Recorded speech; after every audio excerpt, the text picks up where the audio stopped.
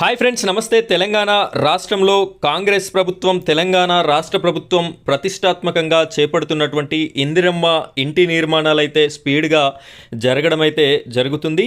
ఈ యొక్క 20 మండలాల్లో 1848 ఇండ్ల మంజూరుని చేయడం కూడా జరిగింది. వారికి ఇవ్వాల్సినటువంటి ఆర్డినెన్స్ మంజూరు పత్రాలని కూడా ఇచ్చేశారు. ఇంకా మిగతా చోట్ల ఈ యొక్క ఇంటి నిర్మాణాలని మంజూరు చేయడానికి అర్హత పత్రాలని ఇవ్వడానికి సర్వే అనేది కూడా కొనసాగడం అయితే జరుగుతుంది. ఈ సర్వే యొక్క వివరాలు ఈ 20 మండలాల్లో కేటాయించినటువంటి 1848 ఇండ్ల మంజూరు వివరాలని నేను మీకు ఈ వీడియోలో అందిస్తాను. ఈ వీడియోలో మీకు ఇంకా ఇదివరకు ఇల్లు శాంక్షన్ కానట్లయితే ఏ విధంగా సర్వేలో పాల్గొనాలో కూడా నేను మీకు ఎక్స్ప్లెయిన్ అనేది చేస్తాను. వీడియోని ఎక్కడా కూడా స్కిప్ చేయకుండా చివరి వరకు కంటిన్యూ చేయండి.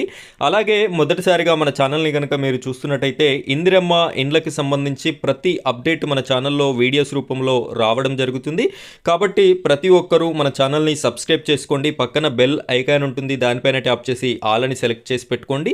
అలా చేయడం వల్ల మీకైతే ఇందిరమ్మ ఇంటి నిర్మాణాలకి సంబంధించిన ప్రతి వీడియో అనేది రావడం జరుగుతుంది. ఇప్పుడైతే మనం వీడియో టాపిక్లోకి వెళ్ళిపోదాం. ఫ్రెండ్స్, ఇక్కడ చూడొచ్చు 20 మండలాల్లో 1848 ఇండ్ల మంజూరు అని చెప్పేసి ప్రముఖ దినపత్రికలో వచ్చినటువంటి పేపర్ క్లిప్పింగ్ని మనమైతే చూస్తున్నాం. మిగతా చోట్ల కొనసాగుతున్నటువంటి సర్వే వెల్లడించిన హౌసింగ్ పీడీ కృష్ణయ్య. ఇక్కడ హౌసింగ్ డిపార్ట్మెంట్కి సంబంధించినటువంటి ఉన్నతాధికారి వెల్లడించడం అయితే జరిగింది. వికారాబాద్ జిల్లాలోని ఇక్కడ మనం ఈ న్యూస్ అయితే వికారాబాద్ జిల్లాకి సంబంధించినటువంటి న్యూస్. 20 గ్రామాలలో ఎంపిక చేసిన 1848 లబ్ధిదారులకి ప్రొసీడింగ్స్ అందజేయడంతో పాటు విడతల వారీగా వారి ఖాతాలలో డబ్బులు జమ చేయడం జరుగుతుందని జిల్లా హౌసింగ్ పీడీ కృష్ణయ్య తెలిపారు. సోమవారం ఆయన మాట్లాడుతూ గతంలో రాష్ట్ర ప్రభుత్వం ఎంపిక చేసిన మండలానికో ఆదర్శ గ్రామంలో లబ్ధిదారులను ఎంపిక చేయడం జరిగిందని ఆయన తెలిపారు. మిగతా ప్రాంతాలలో సర్వే కొనసాగుతుందని తెలిపారు. 5 లక్షల రూపాయల ఈ పథకానికి విడతల వారీగా డబ్బులు సంబంధిత లబ్ధిదారుని ఖాతాలో జమ చేయడం జరుగుతుందని ఆయన తెలిపారు. ప్రభుత్వం నియమ నిబంధనలను తప్పనిసరిగా అమలు చేస్తామని ఆయన తెలిపారు. మండలాలలోనైతే మండల అభివృద్ధి అధికారులు, మున్సిపాలిటీలలోనైతే కమిషనర్లు నివేదికను అందజేయాలని, జిల్లా కలెక్టర్ తుది నిర్ణయం తీసుకుంటే అమలు చేయడం తమ బాధ్యత అని స్పష్టం చేశారు. ప్రభుత్వం సూచించిన విధి విధానాలను తూచా తప్పకుండా అమలు చేస్తామని ఆయన తెలపడం అయితే జరిగింది. ఫ్రెండ్స్, ఇది మ్యాటర్.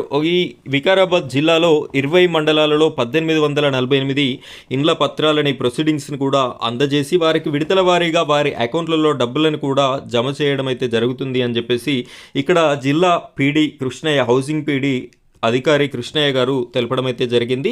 అయితే గతంలో రాష్ట్ర ప్రభుత్వం అయితే ఎంపిక చేసిన మండలానికి ఆదర్శ గ్రామంలో లబ్ధిదారులను అంటే ఒక్కొక్క గ్రామంలో కొన్ని ఇండ్లని సెలెక్ట్ చేయడం జరిగింది. మండలానికి కొన్ని ఇండ్లను, మిగతా ప్రాంతాలలో ఇంకా ఈ యొక్క అర్హుల పత్రాలను, మంజూరు పత్రాలను ఇవ్వడం కోసం వారి యొక్క సర్వే అనేది, రీసర్వే అనేది మళ్ళీ కొనసాగడం అయితే జరుగుతుంది. మీరు ఇంకా ఇదివరకు ఎవరైనా సర్వే చేసుకున్నట్లయితే మీరు ఖచ్చితంగా ఈ సర్వేలో పాల్గొనండి. మీకు అర్హత ఉన్నట్టయితే మీకు కూడా ఈ ఇల్లు అనేది వచ్చేటటువంటి అవకాశం ఉంది.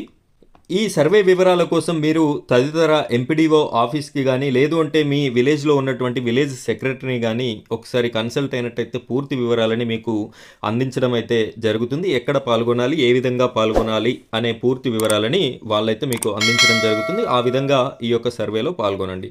ఇది ఫ్రెండ్స్ ఇవాల్టి వీడియో. మరో వీడియోతో మీ ముందుకు వస్తాను. Thank you friends, thank you very much.